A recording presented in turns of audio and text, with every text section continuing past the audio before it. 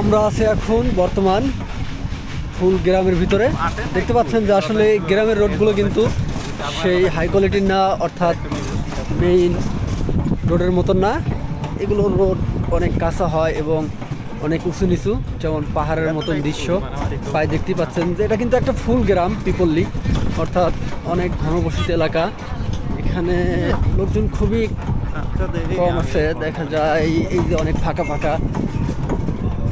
আর এই রোডগুলো হাঁটতেও অনেক মজা, কিন্তু এর দুঃখের বিষয় হলো যে এই রোডগুলো মানে অবস্থা খুবই খারাপ, মানে অনেক ময়লা থাকে, ধুলোবালি, আর যেটা শরীর লাগে এবং এটাতে অনেক প্রবলেম সৃষ্টি হয়। আর কিন্তু তারপরেও আমরা গ্রামে বাস করি, অনেক ভালো লাগে। আর আমাদের সিরাজগঞ্জ সবসময় বর্তমান এই অটোগুলো বেশি চলে। এই রানিং যে অটোগুলো দেখতে পাচ্ছেন 6 বডির, অর্থাৎ 6 জন লোক অনায়াসে ওঠা যায়।